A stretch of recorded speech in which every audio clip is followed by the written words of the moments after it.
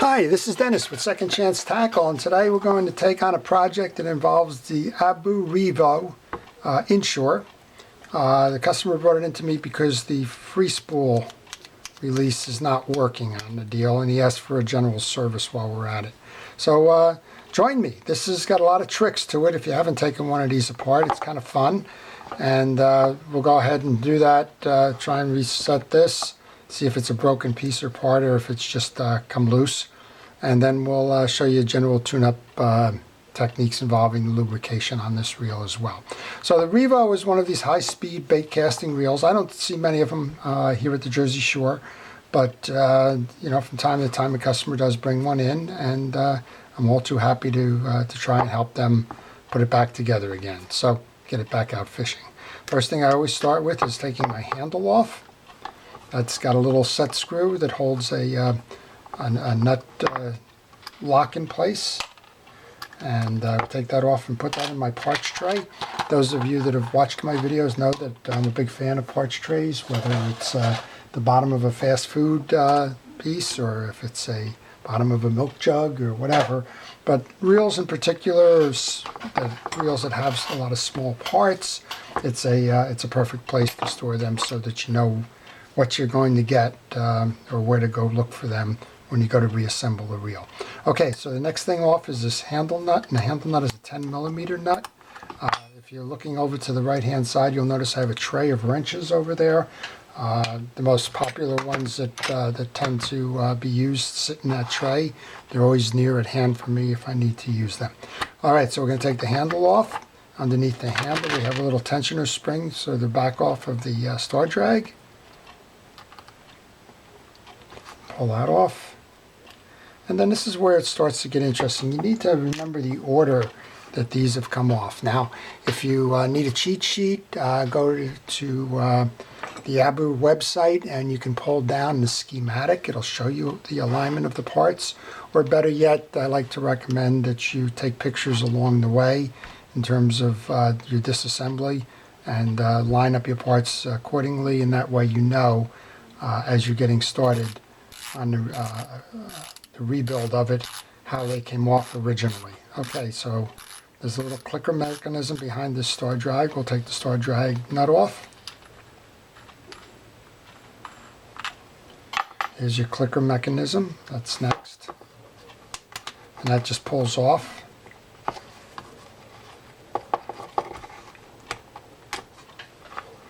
And then there's usually two washers. Yep, there's two washers. And these washers are concave washers, so they can be set up in different methods. By concave, I mean they both have a bend to it. For a little bit less drag, they can pair up side by side. A little bit more, they go face to face. And the most is when you go opposite. You can see the spaces there for press down. So it's all about the drag sensitivity that you like. I've noticed in this one that they're going side to side. So those are the exterior portions of the reel. There's also a ferrule which pushes down on the drag set, and there's an anti-reverse bearing in here as well. We don't need to touch those at the moment. So those are the three. You can take a picture at that point if you're uncertain about the restore on that one. I kind of know that they go that way, so I'm going to just put them in the parts basket so I don't lose them. And we'll go on to take the side plate off. Now this side plate is a little bit deceptive. There's 3 screws here, all of them different screws. One is a cross through that goes into the side plate over here. That's the long one. Now that one doesn't come out all the way, so it just needs to be backed off till you feel the tension release. Then there's a small screw that sits down here for the body, and for some reason that one's black. It's a long, small threaded screw. And this is why parts baskets work. That's a very small screw. And if you were to kind of put it on your desk and your workspace as you're going through these things, then it can easily get brushed off and be very difficult to find, particularly if you have a carpet underneath you. All right, and then the last screw on the drive side plate, a little bit longer threaded screw. And you know, if you're not used to working on bait casting reels, you would take a look at this and think, okay, now that that side plate's going to come off, but the truth of the matter is it doesn't come off, and that's where kind of the fun in the game starts. So there's actually a screw sitting here behind this spool that holds that side plate on, and to access that, once you've removed this screw, this one is actually a twist mechanism, so you have to grasp the reel, and I believe this one twists up.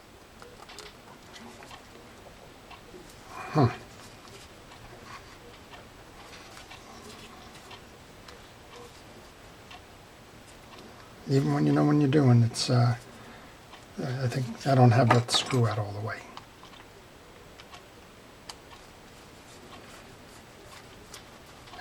That seems I got it now. Twist up. There you go, twist up.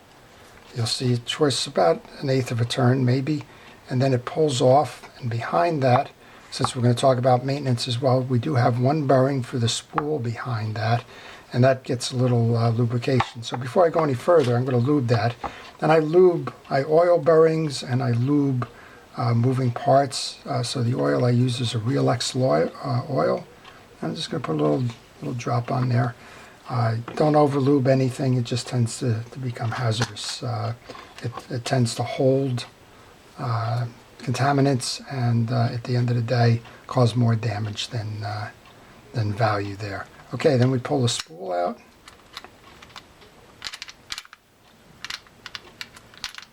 Sometimes easier said than done with these braids. There's another bearing on the opposite side on the spool, so I'm going to go ahead and oil that while I'm at it. Again, just a drop of oil will do. I'm going to set that spool assembly in my parts kit, and then here is the nut that I was talking about in terms of the back plate to your gear system. And that sits back there. That's a Phillips head screw as well. So in order to get the drive side plate out, you must pull that screw out, and then you'll see it comes out pretty easily in terms of being set up there.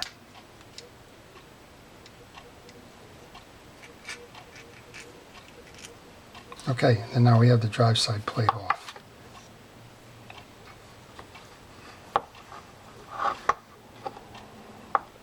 All right, so once that drive side plate is off, we have access to the gear side. Again, they were telling me that the issue is in this, and it doesn't appear that there's any problem there. So we'll just take a quick look-see on that, make sure it's functioning. I'm going to pull that up actually.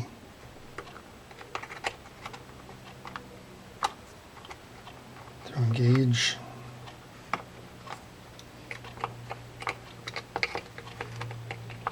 Okay, well, we should be fine with that. I'm not sure what caused that error, but that seems fine. While I'm at it, then I'm going to just make sure that the drag stack is okay. So that's pulled off. You can see the anti-reverse and clicker mechanisms underneath there. There should only be 1 or 2 drags there. Again, in the order that you take them off, there'll be one on this side. Metal stack, your drag. And these are Carbonex drags. These could use drag oil, drag lube. So I'm going to go ahead and do that. Okay, and then I'm just going to place that back on there. It's easier. And then I noticed the order. So it's fabric, metal, fabric, eared washer, fabric, clamp nut, and then a little spring container on top of that. So that's fairly common in terms of the way that these are all set up here. Okay, so I use a dry grease. I use Cal's Universal Real dry grease. Each manufacturer has their own as well. This is an aftermarket product that works well. And again, I'm going to be generous but not over generous in terms of the buttering these up. There's fabric, and again I laid them out in the order that they came off. Again, if you needed a cheat sheet, the schematic is available. Just go on to Abu Garcia's website and put in your model. You'll get an exploded diagram that will be very helpful in putting it back if you've lost track of where you are in the assembly process. Okay, and then last drag. Make sure that that's lubricated. Now, the So this is the most important part, making sure your drags are lubricated and making sure that there's plenty of lubrication in the reel itself. And since you didn't bring it up for general servicing, I'm noticing that that there's plenty of lubrication on the moving parts in here. If you needed to, and I'll just do this as an example, you can do a little bit more in terms of the lubrication on the gear collar there and some of the basic moving parts. But overall, this one is in good shape, and a little bit under that clicker mechanism there. Okay, so once that's done,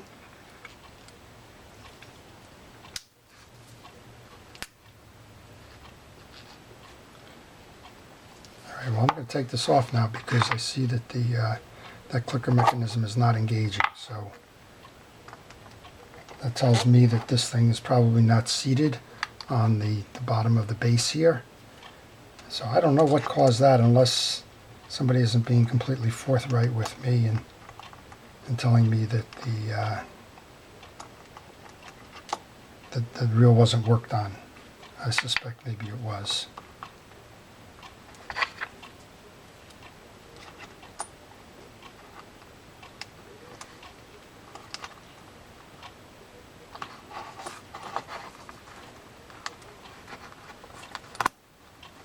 Okay, there we go. So these teeth are what's going to be engaged when we put that drag back on, and that's what's going to knock the bar off in terms of. Oh, we're still not set on that.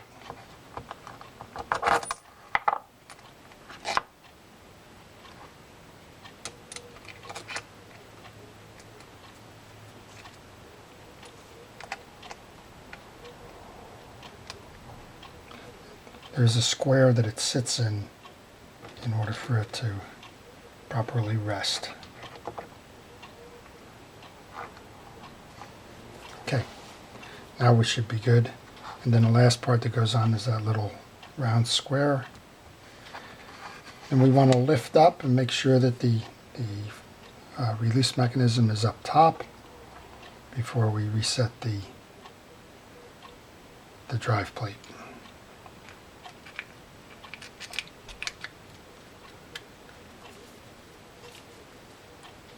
And you can test at this point whether that's going to reset the free spool.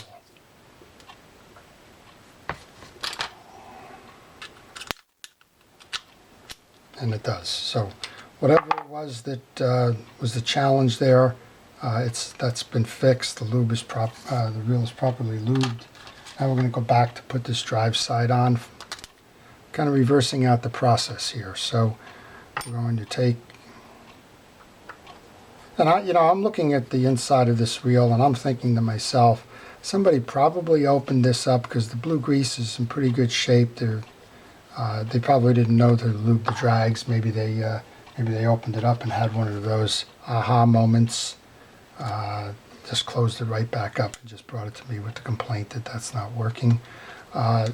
It's kind of unusual for that piece to fail like it did, but it's not impossible, so I'll withhold judgment on it, but clearly it's reset now. And okay, now so we got the two outside pieces in. Want to make sure that you tighten this back up. Now you've secured the drive side.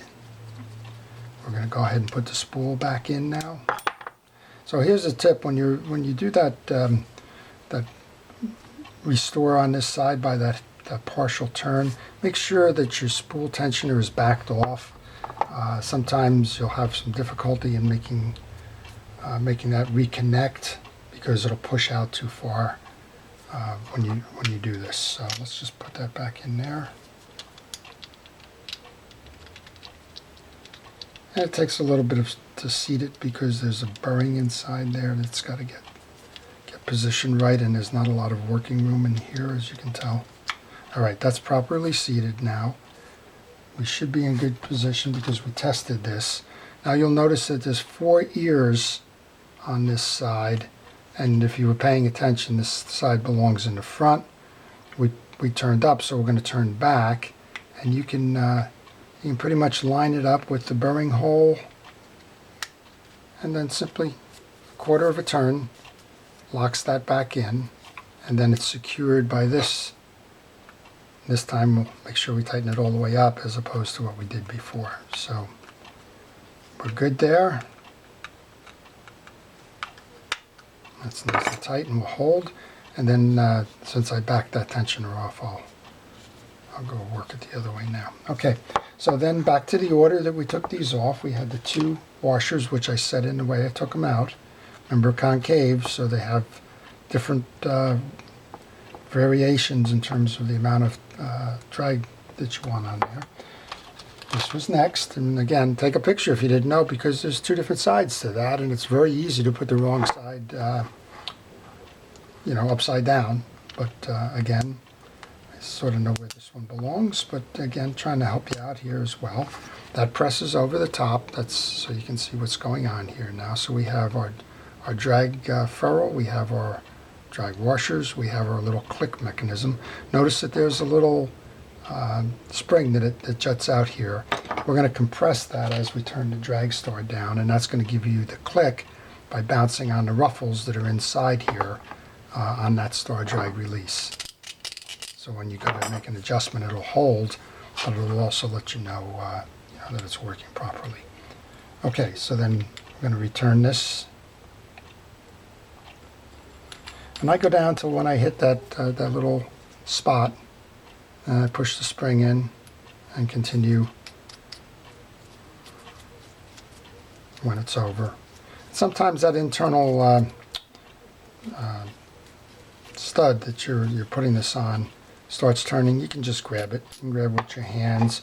You can use the handle to hold it while you tension down. You can use the pliers, I guess. I'm not real crazy about pliers.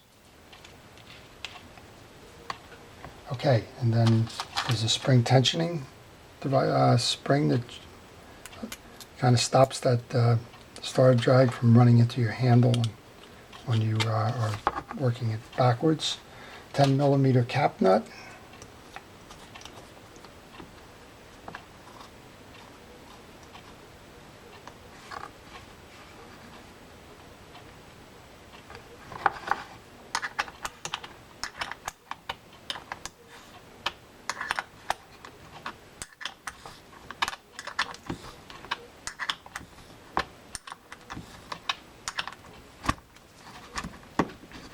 Alright, good there. The device that holds that cap nut in place. That lines up with the little handle hole. If you're running into trouble, you need to play with that a little bit, but make sure that nut is secure. You don't have to over tighten it, but make sure it's secure. And then we'll just finish that off here.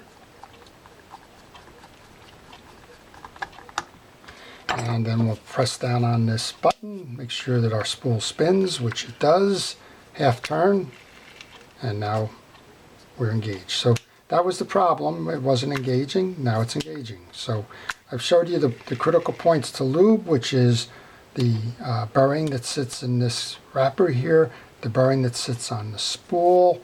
You want to make sure that your drag washers are serviced, which we use that Cowles Universal Grease for.